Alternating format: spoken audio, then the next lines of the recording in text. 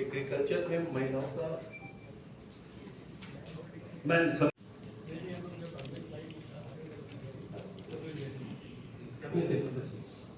और सर इसमें आके हम ये जानना चाह रहे थे तो बढ़िया काम हुआ है। टोटल डिपॉजिट है कितना है, इसको क्या पड़ेंगे बताइए।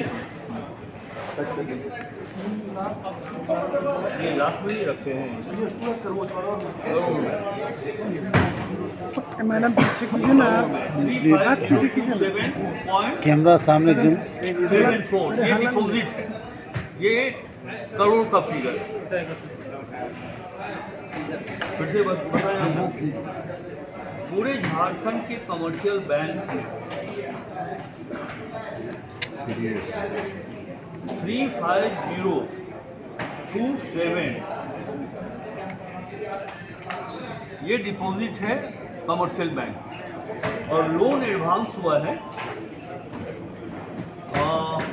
175913, यही ना है। ये लोन एडवांस हुआ है। अगर इसके परसेंटेज को देखेंगे तो 50% 22% हुआ है।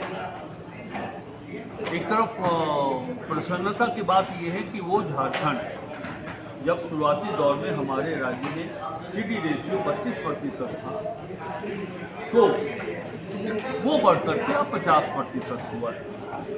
लेकिन राष्ट्रीय जो औसत है वो 87% के आसपास है।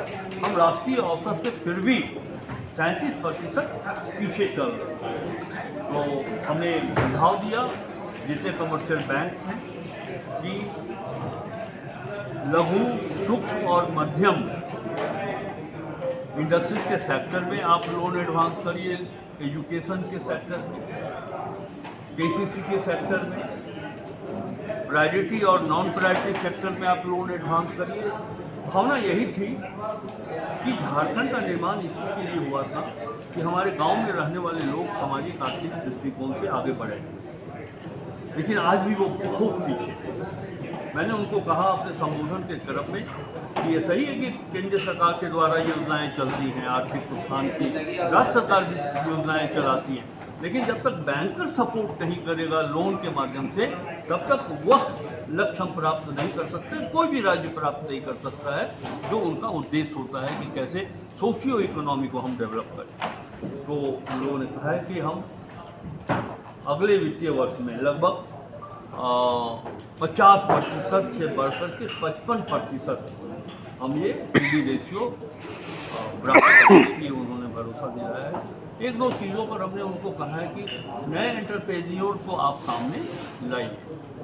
जैसे आज के SLBC की बैठक और काफ़ी गंभीरता से उठी है कि हमारे जितने कमर्शियल बैंक हैं वो 9 से 11% की दर पर लोन देते हैं इंटरेस्ट पर, और यही जो प्राइवेट बैंकर्स हैं, उत्कर्ष, बंधन, इस तरह के 5-7 हैं, वो 28 से 30% जो है सो देते हैं उस दर पर लोगों को ऋण।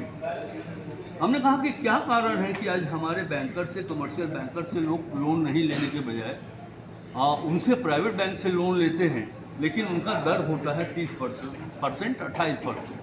और सबसे बड़ी बात है कि जब ऋण वसूली की बात करते हैं तो इतना अमानवीय और आपराधिक व्यवहार होता है जिसकी कल्पना आप लोग कर सकते हैं। मैं तो जानता हूँ, गर्दन में गमछा लगा करके और घसीट के लोग ले जाते हैं और बीच रास्ते से उठा लेते हैं कि भाई तुम्हारा हम वो संपत्ति ले लेंगे इसके ऊपर तुमने लोन लिया है।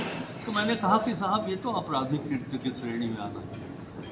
मैंने RBI के जो अधिकारी थे उनको मैंने कहा कि आप RBI का निर्देश है ऋण वसूली कैसे होगा, आप कोई अमानवीय व्यवहार नहीं कर सकते। मैंने कहा कि सभी DC और SCs को आप पत्र लिख करके RBI के वो गाइडलाइन उन्हें उपलब्ध करा दें।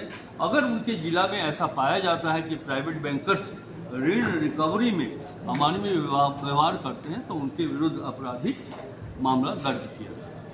ठीक के बीच बड़े पैमाने पर छत्तीसगढ़ जाते हैं। मैंने पता किया कि आखिर क्या कारण तो जो ऊपरी जानकारी मुझे मिली कि छत्तीसगढ़ सरकार या वहाँ के जो उद्यमी है वो महुआ के सीड से एक जो निकालते हैं अंदर से बटर मिल्क जो कॉस्मेटिक में काम आता है, क्रीम बनाने में, स्टोव बनाने में। तो हमने कहा कि साहब वो काम झारखंड में क्यों नहीं हो सकता।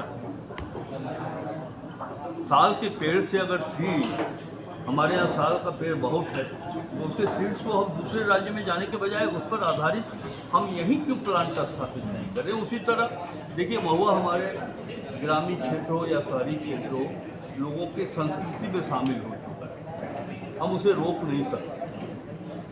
तो क्यों नहीं महुआ पर आधारित हम रिफाइंड जो है सो लीकर बनाएं, ताकि उसके कंजम्पशन से, और वो रेट भी उसी गांव के का जो उनकी आमदनी है उसको देख करके ही रखें, तो इससे राज्य का राजस्व भी बढ़ेगा और उनको भी लाभ होगा। अभी जो हम लोग सुनते हैं कि शराब पीने से मौत हो गई है, तो कई केमिकल डालते हैं फर्मेंटेशन के लिए, जिससे कि लोगों की कैजुअलिटी हो जाती है। जब कोई प्लांट बनेगा उसकी बॉटलिंग होगी तो कोई कैजुअलिटी होने की संभावना न के बराबर है। तो ये सब नए नए प्रक्षेत्र हैं जिसको हम उद्यमियों को ला करके उन्हें बैंक लोन दे करके यहाँ स्थापित सर जो